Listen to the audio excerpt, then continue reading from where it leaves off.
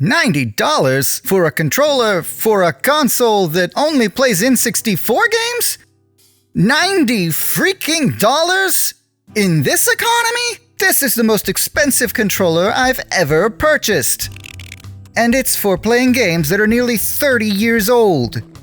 This better be one of the best controllers ever made. Feels pretty nice. It's hefty. And not in a bad way. The buttons are satisfyingly clicky. Even the control stick is clicky. The ModRetro M64 Pro Controller is what you get when 90s nostalgia meets modern technology, sparing no expense to make the most premium clone of the N64 Trident controller. I'm out of breath. Replacing every cheap plastic component with a premium quality replacement. Just holding it in the hands, it feels high quality. Most of that probably comes from the ceramic-coated aluminum back, but even the plastic feels solid and high quality.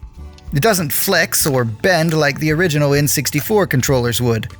Not that this was ever a problem. I mean, I never accidentally snapped a controller in half. The buttons on this thing are very clicky. I don't normally like extra clicky buttons, but these feel nice. The D-pad is a little meh. It likes to be a little imprecise, especially with fighting games that require precise inputs. It still feels nice though. The biggest problem for the OG N64 controller was the joystick. It was made with hard plastic that would wear down, becoming a wobbly nub, losing the range of motion it once had. Me too, control stick. Me too. ModRetro's solution is a top-of-the-line TMR thumbstick. TMR sticks are supposedly very precise and never have drift. I guess we'll see about that. It resembles a GameCube thumbstick, but feels much smoother. The resistance doesn't quite feel like an N64 thumbstick, but that's not necessarily a bad thing. The gate that comes on it is octagonal like a GameCube stick, so it doesn't perfectly emulate a Nintendo 64 stick, but ModRetro includes 2 other gates with the controller if octagons aren't your thing.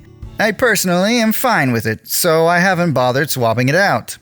This controller is wireless, as most controllers are these days. I can't verify the advertised 200-hour battery life of the battery pack because it hasn't died yet. I've been using this thing for hours and hours, and the battery level never seems to drop. But if you prefer to go a little old school, there is also a AA battery pack included. An unnecessary addition, but a welcome one.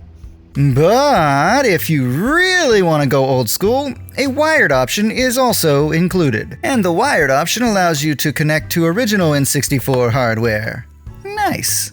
Using the Pro Controller on original hardware works well. It did disconnect a couple of times while playing, which is odd for a wired connection. But it only happened a couple of times, and this hopefully will be addressed in a future update. When wirelessly connected to the M64, this thing was rock solid, with no noticeable input lag or connectivity issues. Wireless connectivity has pretty much been solved since controllers went Bluetooth, so it's not a huge flex that the wireless connectivity works, but it works perfectly, as it should. When first released, there was no rumble, but since the last update, the rumble works both wirelessly and wired. So that's good. I was skeptical of the single rumble motor positioned toward the bottom of the central prong of the controller, but it actually feels great. It feels very natural and isn't overpowered or distracting. I'd like to see an update that adds a rumble sensitivity control for those who like a bit more or less rumble. It could be adjustable on the M64 or something. Just a thought. I did have one problem with the build of the controller that I should mention.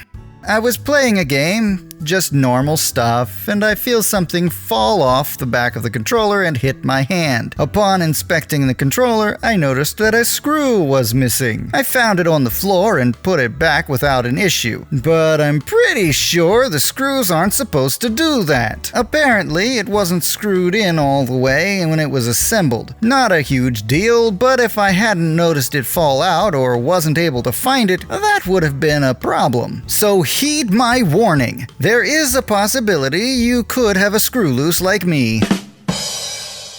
So it's a well-built, high-end, fancy schmancy controller, but that doesn't mean it's a good controller, or that it's worth the pricey price tag. What really matters is how well it works to play games with. But before I get into all that, help me recoup my expense of this expensive controller by popping a cap into the like button and subscribing, unless you don't want to. But you should. Aside from the controller temporarily disconnecting when using original hardware, I didn't have any issues with the controller functionality. The performance and gameplay varied depending on the game. Racing games feel great. Platformers feel great. First-person shooters, on the other hand, the control stick is a little overly sensitive, making precise aiming a bit difficult, but I did get used to it pretty quickly. Fighting games were also not ideal for this controller. The buttons are great, but the D-pad was trying to push one direction would oftentimes trigger a diagonal input, so attempting to move forward could result in jumping. Okay, what you're doing there is jumping. You just jumped. For most games, this controller is fantastic. Like, really good. I've been using it on a variety of games, and it is amazing. It's just first-person shooters and games that rely heavily on the D-pad that struggle. The control stick issue could be fixed with an update, allowing users to adjust and fine-tune dead zones and sensitivity. These suggestions are free, ModRetro. As for the D-pad, I don't think there's a software fix for that. It's something that I'll just have to get used to. It feels good, but it's just not doing what I want it to. So, weighing the pros and cons, all things considered, is this the best N64 controller I've ever used? Yes, it is. The joystick isn't perfect for all games, and the D-pad could be better, but the premium feel and build quality is top-notch. This is the most well-built controller I've ever held. It truly is an amazing controller. But is it worth $90? Yeah, I guess so. It's overpriced, but so is every other premium controller on the market. Hell, everything is overpriced. Thanks for that, capitalism and unchecked corporate greed. I don't regret my purchase, and I genuinely believe it is going to be something that I am going to be using for years to come. It's really good, just maybe not for first-person shooters.